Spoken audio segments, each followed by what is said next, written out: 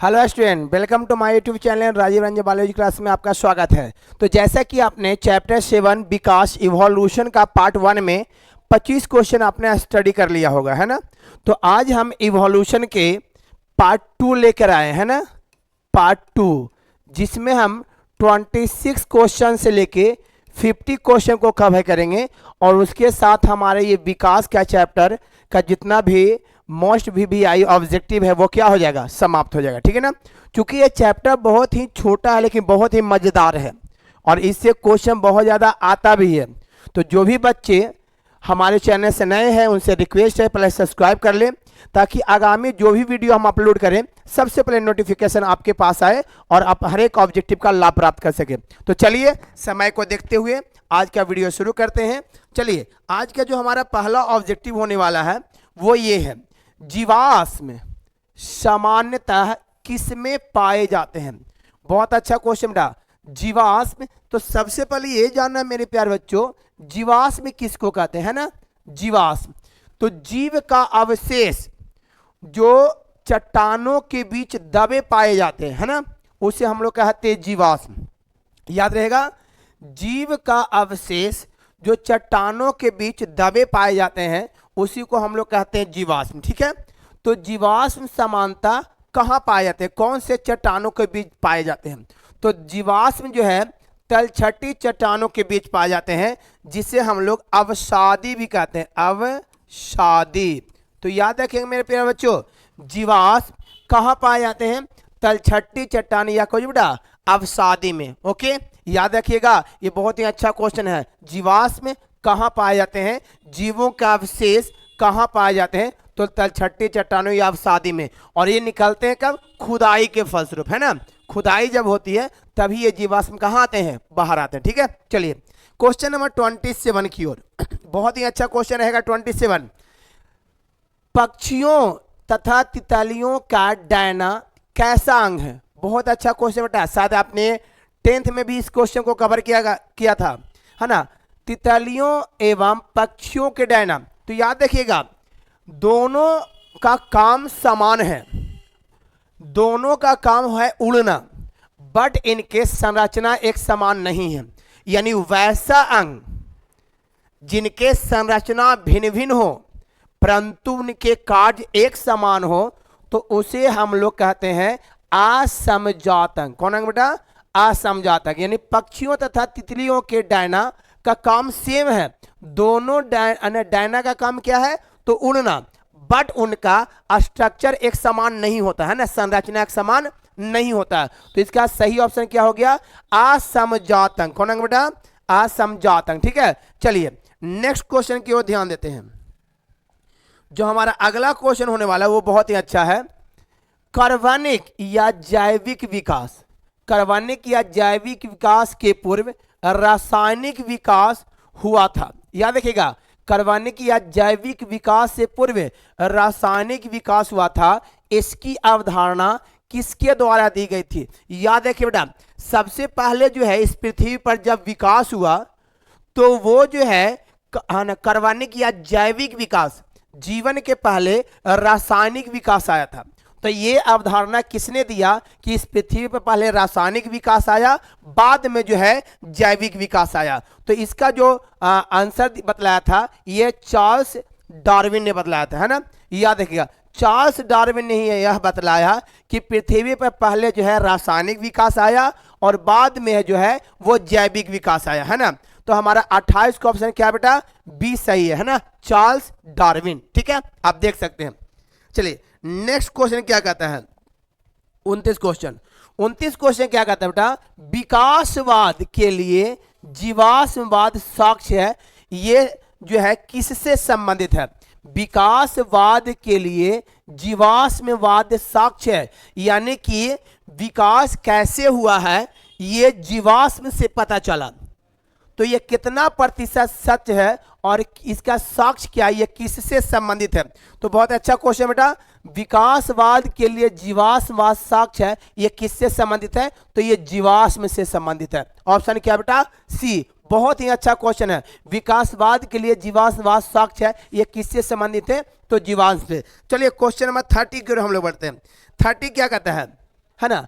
30 कहता है डार्विन किसके कार्य से अत्यधिक प्रभावित हुए। बहुत अच्छा क्वेश्चन बेटा। डार्विन जो है किनके कार्य से अत्यधिक प्रभावित हुए, तो वो जो है वो है थॉमस मॉल्थन। क्या बेटा? थॉमस माल्थस, इनके कार्य से ये जो है बहुत अधिक प्रभावित हुए। थॉमस माल्थन, जो माल्थन का पूरा नाम है वो थॉमस माल्थन है। तो ऑप्शन ए, डार्विन जो है थॉमस माल्थन के काम से जो है बहुत, है ना, थॉमस माल्थस के काम से बहुत ज्यादा प्रभावित हुए थे। चलिए बेटा क्वेश्चन नंबर 31 की ओर करते हैं। प्रतिजैविक प्रतिरोधी जीवाणु की उपस्थिति किसका उदाहरण है? याद रखिएगा बेटा, प्रतिजैविक प्रतिरोधी जीवाणु, है ना, की उपस्थिति किसका उदाहरण है? तो पूर्ववर्ती विभिन्नता का उदाहरण है। पूर्ववर्ती विभिन्नता के द्वारा ही प्रतिजैविक प्रतिरोध जीवाणु की उपस्थिति बतलाता है ना। तो याद रखिएगा, प्रतिजैविक प्रतिरोधी जीवाणु की उपस्थिति किसका उदाहरण है? तो पूर्ववर्ती विभिन्नता का। याद रहेगा ना। चलिए नेक्स्ट क्वेश्चन की हम लोग बढ़ते हैं बेटा। हमारा जो अगला क्वेश्चन है वो क्वेश्चन नंबर 32 क्या कहता है? कौन सी एक परिघटना जैव विकास, जैव विकास का मतलब होता है जीवों में होने वाला परिवर्तन, जैव विकास में प्राकृतिक चयन का डार्विन का धारणा को सहयोग देती है। बहुत अच्छा क्वेश्चन बेटा। ये जो क्वेश्चन है आपको एग्जाम में पूछने की ज्यादा संभावना है। कौन सी एक परिघटना जैव विकास में प्राकृतिक चयन का डार्विन धारणा को सहयोग देती है? इसमें बहुत सारा ऑप्शन है ना, तो आप ऑप्शन देख सकते हैं बेटा। यहां पढ़िए, परजीवी जंतुओं का विकास, तो ये अवधारणा इन्होंने नहीं दिया था। क्लोनिंग द्वारा डॉली भेड़ का उत्पादन, नहीं बेटा, बल्कि इन्होंने दिया था कीटों में कीटनाशक प्रतिरोधक उत्पादकता, है ना, कीटों में कीटनाशक प्रतिरोधक उत्पन्न होना, है ना। तो ये कीटनाशक जो है वो क्या होता है ना, जो कीट होते हैं उनको ये नष्ट करते हैं। तो डार्विन का धारणा को सहयोग देता है कीटों में कीटनाशक प्रतिरोधकता उत्पन्न होना। ठीक है ना, यानी 32 का ऑप्शन सी। इस तरह से बड़े बड़े क्वेश्चन ज्यादातर एग्जाम में आपको पूछे जाएंगे, क्योंकि बड़े क्वेश्चन से जो है आपका ऑब्जेक्टिव और सब्जेक्टिव दोनों क्लियर हो जाते हैं। ठीक है ना। चलिए नेक्स्ट क्वेश्चन की ओर ध्यान देते हैं। जो हमारा अगला क्वेश्चन होने वाला बेटा वो ये रहा, है ना, किस प्रमाणों से, किनके प्रमाणों से यह साबित होता है कि मनुष्य लंगूर की तुलना में चिंपैंजी से अधिक निकट है? मनुष्य लंगूर यानी एप की तुलना में चिंपैंजी से अधिक निकट है। किसके? तो इसका सही जवाब है बेटा ऑटोसोम्स एवं हेट्रोसोम्स के डीएनए से। ऑटोसोम्स तो आपको पता होगा कि हम लोग में ऑटोसोम्स की संख्या 44 होते हैं, और हेट्रोसोम के यहाँ जो बात किया जा रहा है वो लिंग गुणसूत्र के आधार पर किया जा रहा है ना। जो हम लोग में लिंग गुणसूत्र XX है और क्या है बेटा XY। तो ये जो है हम लोग में मनुष्य से ज्यादा, मनुष्य को लंगूर से ज्यादा किससे बेटा? चिंपैंजी की तुलना में अधिक निकट है ना। तो याद रखिएगा ऑटोसोम्स एवं हेट्रोसोम्स। याद रखिएगा किन प्रमाणों से यह पता चलता है कि मनुष्य लंगूर से ज्यादा चिंपैंजी से अधिक निकट है? तो वो ऑटोसोम्स और हेट्रोसोम्स के कारण। बहुत ही अच्छा क्वेश्चन बेटा है, इसको एकदम ध्यान से देखिएगा, है ना। चलिए क्वेश्चन नंबर 34 क्या कहता है? 34 क्वेश्चन क्या कहता है? पृथ्वी पर जीवन की उत्पत्ति के संबंध में पुस्तक लिखी गई थी। किसने लिखा था पृथ्वी पर जीवन की उत्पत्ति के संबंध में? तो लिखा था ऑपरीन ने। किसने लिखा था बेटा? ऑपरीन के द्वारा ही पृथ्वी पर जीवन की उत्पत्ति के संबंध में एक पुस्तक लिखा गया था। ठीक है ना, याद रखिएगा, है ना। ऑपरीन ने ही पृथ्वी पर जीवन की उत्पत्ति के संबंध में पुस्तक को लिखा। 34 का ऑप्शन क्या बेटा? ए हो जाएगा। चलिए क्वेश्चन नंबर 35 की ओर बढ़ते हैं। चार्ल्स डार्विन द्वारा प्रयुक्त जहाज का नाम क्या था? तो चार्ल्स डार्विन ने, है ना, जहाज से जो है गैलापैगो द्वीप गए थे। कहां गए थे? गैलापैगो द्वीप। और वो जहाज का नाम था बेटा HMS बीगल जहाज, है ना। याद रखिएगा कौन जहाज से गए थे? HMS बीगल जहाज, संक्षेप में इनको बीगल जहाज के नाम से भी कहते हैं। बीगल जहाज से इन्होंने, डार्विन ने, गैलापैगो द्वीप किया था। और उन्होंने गैलापैगो द्वीप जब गए तो उन्होंने फिंच पक्षियों के चोंच में बहुत ज्यादा परिवर्तन देखा, जिसे अनुकूलनी विकिरण कहा। ठीक है, चलिए बेटा, तो याद रखिएगा डार्विन कौन सा जहाज से भ्रमण किए थे, तो बीगल जहाज। ठीक है, चलिए 36 क्वेश्चन क्या कहता है। 36 क्वेश्चन है P प्लस क्यू का स्क्वायर, यानी कि एक तरह से ये जो है आपका फॉर्मूला हो गया, A square plus 2ab plus B square is equal to 1 प्रदर्शित करता है, जिसका उपयोग होता है। ये याद रखिएगा, ये जो हॉर्नी वेनबर्ग ने इसको बतलाया था, जो जनसंख्या आनुवंशिकता के आधार पर किया गया था। किसके आधार पर? जनसंख्या आनुवंशिकता के आधार पर इन्होंने किया था इस सूत्र का प्रतिपादन। ठीक है ना, याद रखिएगा। चलिए नेक्स्ट क्वेश्चन की ओर ध्यान देना बेटा। क्वेश्चन नंबर 37 क्या कहता है? स्टैनले मिलर का प्रयोग बतलाता है। याद रखिएगा, स्टैनले मिलर का प्रयोग क्या बतलाता है? तो बहुत अच्छा क्वेश्चन बेटा, याद रखिएगा मिलर ने एक फ्लास्क लिया था और उस फ्लास्क में उन्होंने मीथेन, अमोनिया, हाइड्रोजन और जल को भी लिया था। तो उनका जितना भी जो प्रयोग हुआ था वो आपको भी पता है रसायन के आधार पर हुआ था, इसलिए उनको रसायनवाद कहा गया। ठीक है बेटा, तो मिलर का प्रयोग क्या है? रसायनवाद, क्योंकि उन्होंने अपने प्रयोग में एक बहुत बड़ा फ्लास्क लिया था, है ना, और वो फ्लास्क में उन्होंने क्या लिया? मीथेन लिया उन्होंने, मीथेन, है ना, अमोनिया लिया, है ना बेटा, अमोनिया लिया था। अमोनिया के अलावे उन्होंने लिया था क्या? हाइड्रोजन, और हाइड्रोजन के अलावे उन्होंने जल लिया था। तो जितना भी है बेटा वो रसायन से संबंधित है, इसीलिए उन्होंने रसायनवाद नाम दिया। ठीक है ना, चलिए नेक्स्ट क्वेश्चन क्या है हमारा? 38 क्वेश्चन, बहुत बढ़िया क्वेश्चन बेटा, है ना। फिलोसफिक जूलॉजिक पुस्तक किसके द्वारा लिखा गया था? बहुत ही अच्छा क्वेश्चन बेटा। फिलोसफिक जूलॉजिक पुस्तक किसके द्वारा लिखा गया था? तो जो लिखा गया था वो लामार्क के द्वारा लिखा गया था। याद रखिएगा, फिलोसफिक जूलॉजिक पुस्तक किसके द्वारा लिखा गया था? लामार्क के द्वारा, है ना। जबकि डार्विन के द्वारा लिखा गया पुस्तक का नाम था द ओरिजिन ऑफ स्पीसीज। ठीक है, द ओरिजिन ऑफ स्पीसीज पुस्तक लिखा था डार्विन ने, लेकिन फिलोसफिक जूलॉजिक पुस्तक किसने लिखा? लामार्क ने। ठीक है, याद रखिएगा बेटा। चलिए क्वेश्चन नंबर 39 क्या कहता है? 39 क्वेश्चन कहता है पुनरावृत्ति का सिद्धांत, पुनरावृत्ति का सिद्धांत प्रतिपादन किया गया था। याद रखिएगा, पुनरावृत्ति का सिद्धांत प्रतिपादन किया गया था बेटा, तो वो है हेकल के द्वारा। किसके द्वारा? हेकल के द्वारा। याद रखिएगा, हेकल ने पुनरावृत्ति का सिद्धांत का प्रतिपादन किया था। पुनरावृत्ति के सिद्धांत का प्रतिपादन किसने किया था बेटा? तो वो है हेकल। हेकल के द्वारा पुनरावृत्ति के सिद्धांत का प्रतिपादन हुआ था। ठीक है ना, चलिए बेटा क्वेश्चन नंबर 40 क्या कहता है? क्वेश्चन नंबर 40 बहुत अच्छा क्वेश्चन है, कहता है सबसे प्रारंभिक जीव है। तो याद रखिएगा, सबसे प्रारंभिक जीव है, अभी मैंने बताया रसायन विषमपोषी। बहुत सारे बच्चों को लगेगा कि प्रकाश स्वपोषी, बल्कि इस पर ध्यान मत दीजिएगा बेटा, आपको लगेगा स्वपोषी होगा ना, बट ऐसा नहीं। जब पृथ्वी पर सबसे प्रारंभिक जीव आया तो वो रसायन रूप में थे और विषम पोषी थे। विषम पोषी उसको कहते हैं जो भोजन के लिए किसी दूसरे पर निर्भर रहते हैं। याद रहेगा ना, तो रसायन विषम पोषी सबसे प्रारंभिक जीव इस पृथ्वी पर देखने को मिला था। चल बेटा क्वेश्चन नंबर 41 क्या कहता है? क्वेश्चन कहता है एम, है ना, बहुत अच्छा क्वेश्चन देखिए, एस.एल. मिलर किससे संबंधित है? याद रखिए बेटा, एस.एल. मिलर ने प्रयोग किया था, याद आ रहा होगा आपको।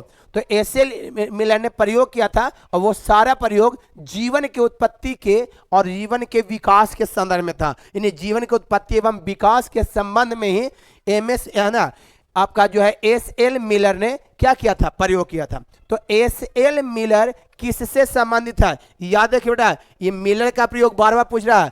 एस.एल. मिलर किससे संबंधित है? तो जीवन की उत्पत्ति एवं विकास। उन्होंने ये बतलाया कि इस पृथ्वी पर जीवन की उत्पत्ति कैसे हुई और विकास कैसे हुआ। ठीक है, चलिए बेटा क्वेश्चन नंबर 42 क्या कहता है?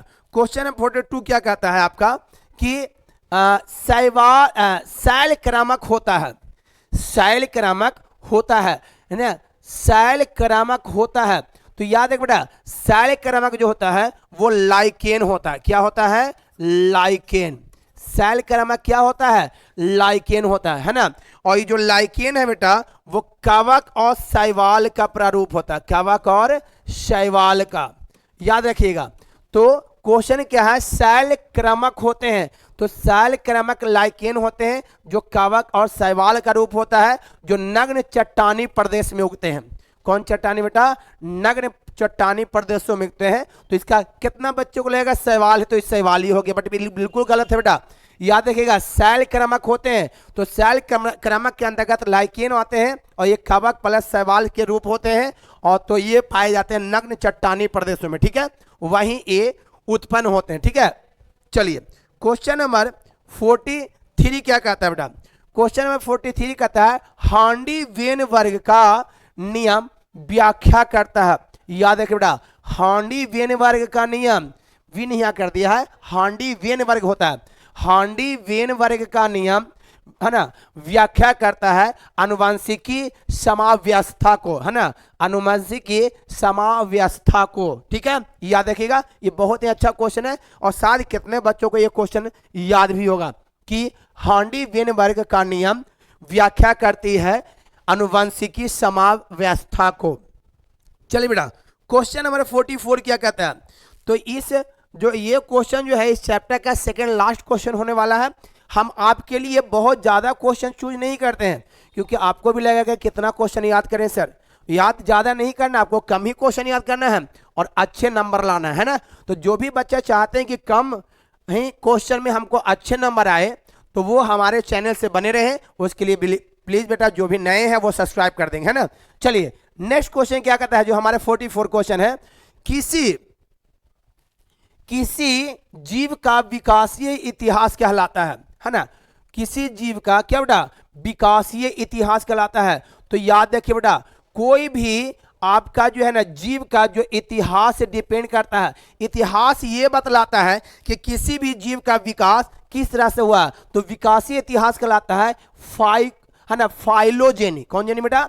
फाइलोजेनी। तो फाइलोजेनी जीव का विकासीय इतिहास कहलाता है। तो जीव का विकासीय इतिहास कौन है बेटा? फाइलोजेनी। याद देखिएगा। क्वेश्चन अगला क्या कहता है? क्वेश्चन जो है 45, सर्वाधिक कपालीय क्षमता पाई जाती है। याद देखिए बेटा, सर्वाधिक कपालीय क्षमता पाई जाती है तो वो है आपका निएंडरथल मानव की। याद देखिएगा, निएंडरथल मानव की जो कपालीय क्षमता होती है बेटा वो बहुत अधिक होती है। याद देखिएगा आपको, है ना, कितना होती है बेटा? 1300 से 1700 सेंटीमीटर क्यूब। याद देखिएगा, सर्वाधिक कपालीय क्षमता जो है पाई जाती है वो निएंडर मानव की कितना पाई जाती है बेटा? 1300 से कितना बेटा? 1700। याद रहेगा ना, बहुत अच्छा क्वेश्चन है, इसको ध्यान रखिएगा। चलिए अगला क्वेश्चन क्या कहता है, जो हमारा क्वेश्चन होने वाला है 50 क्वेश्चन हम लोग टोटल कवर करेंगे। याद रखिएगा 50 क्वेश्चन। कौन जीव विकास का सबसे स्पष्ट प्रमाण देता है? कौन जैव विकास का सबसे स्पष्ट प्रमाण देता है? तो वो है बेटा जीवाश्म। जीवाश्म के द्वारा ही किसी भी जीव के विकास के बारे में अध्ययन किया गया है कि यह किस समय ये जीव से, जीवाश्म से ये पता चलता है कि ये जीव जो है इस पृथ्वी पर कब आए थे। किसी भी जीव के बारे में जानकारी उनके जीवाश्म से ही लगाया जा सकता है। किसी भी जीव के जैव विकास के बारे में जीवाश्म से ही पता लगाया जा सकता है, ठीक है। क्वेश्चन नंबर 47 क्या कहता है बेटा? क्वेश्चन नंबर जो है हमारा 47 वो है, कौन सा सिद्धांत हमें ब्रह्मांड की उत्पत्ति को समझाने का प्रयास करता है? तो ये बहुत अच्छा क्वेश्चन है, बिग बैंग सिद्धांत, है ना। बिग बैंग सिद्धांत जो है ब्रह्मांड से संबंधित है और ये ब्रह्मांड की उत्पत्ति के विषय में हमें समझाने की कोशिश करते हैं, ठीक है ना। तो कौन सा सिद्धांत हमें, बहुत अच्छा क्वेश्चन बेटा, कौन सा सिद्धांत हमें ब्रह्मांड की उत्पत्ति को समझाने का प्रयास करता है? तो बिग बैंग थ्योरी इसको भी कहते हैं, बिग बैंग सिद्धांत। क्योंकि ये जब चैप्टर आपने स्टार्ट किया होगा चैप्टर 7 विकास, तो ये स्टार्टिंग पेज में ही एनसीईआरटी का दिया गया होगा। बिग बैंग सिद्धांत के द्वारा ही ब्रह्मांड की उत्पत्ति को समझा सकता है। क्वेश्चन बेटा 48 क्या कहता है? 48 क्वेश्चन कहता है कि स्टैनले मिलर ने जीवन की उत्पत्ति में व्याख्या करने के लिए अपना प्रयोग किया गया था 1953 में। स्टैनले मिलर ने जो जीवन की उत्पत्ति में प्रयोग किया था वो 1953 ईस्वी में किया था। याद रहेगा ना। क्वेश्चन नंबर 48 का ऑप्शन क्या हो गया बेटा? ए हो गया, है ना। 48 का ए। चलिए अगला क्वेश्चन क्या कहता है बेटा? 49 क्वेश्चन, कार्बनिक यौगिक जीवन का आधार थे, यह किसने सिद्ध किया? है ना, जीवन का आधार कार्बनिक यौगिक है। ये किन्होंने सिद्ध किया था बेटा? तो ये जो सिद्ध किए थे आपका, वो किया था स्टेनले मिलर एवं हेरोल्डस ने, है ना। याद देखिएगा, कार्बनिक यौगिक जीवन का आधार है, यह किसने किया? तो स्टेनले मिलर एवं हेरोल्ड ने, याद रहे ना। तो बहुत अच्छा क्वेश्चन बेटा, जीवन का आधार जो है कार्बनिक यौगिक है, ये मिलर और, है ना, हेरोल्ड ने सिद्ध किया था। ठीक है, यानी 49 का ऑप्शन क्या बेटा? डी हो गया। चलिए हमारा नेक्स्ट क्वेश्चन और अंतिम क्वेश्चन, होमो इरेक्टस, बहुत अच्छा क्वेश्चन है, में से किसने शिकार, सुरक्षा और खाना पकाने के लिए आग का इस्तेमाल किया? होमो इरेक्टस, होमो हैबिलिस, होमो सेपियंस, ये पूरी प्रजाति मानव की है। तो किन्होंने आग का इस्तेमाल किया अपने सुरक्षा के लिए, शिकार के लिए और खाना बनाने के लिए? तो याद रखिए बेटा, होमो जो इरेक्टस थे वो हमारे पूर्वज हैं, और वो जब खाना पकाने या शिकार करने या तो फिर सुरक्षा, अपनी सुरक्षा के लिए उन्होंने आग का इस्तेमाल किया, है ना। तो वैसे मानव को हम लोग कौन सा मानव कहेंगे? तो उनको कहेंगे जावा मानव। कौन मानव बेटा? जावा मानव, है ना। जावा मानव जो है इस तरह के आग का आविष्कार किया शिकार, सुरक्षा और खाना बनाने के लिए। ठीक है ना। तो आपको देख सकते हैं टोटल जो है 50 क्वेश्चन मैंने आपको कवर कर दिया एक्सरसाइज 7 में, जो पार्ट 1 और पार्ट 2 के अंतर्गत आते हैं ना। तो आपको बेटा मेरा वीडियो कैसा लगा कमेंट में जरूर लिखिएगा, और हमारे चैनल पर बने रहने के लिए जो भी चाहते हैं वो चैनल को जरूर सब्सक्राइब कर ले, है ना, ताकि हम आप लोग के लिए अच्छे अच्छे वीडियो लाते रहेंगे। क्योंकि हम बार बार बोल रहे हैं कि जितना ज़्यादा से ज़्यादा बच्चा जुड़िएगा उतना ही PYQ और जो है 521 जो गेसिंग टाइप का क्वेश्चन है उसका लाभ प्राप्त करिएगा। तो जो भी PYQ और जो भी 521 गेसिंग क्वेश्चन के बारे में स्टडी करना चाहते हैं तो वो लाइव क्लास में आएंगे हम महामैराथन क्लास के साथ। तो जो भी बच्चे इसका लाभ उठाना चाहते हैं, जो भी नए हैं, जल्द से जल्द चैनल को सब्सक्राइब कर लें। ठीक है, तो चलिए भाई, हमारे वीडियो से बने रहने के लिए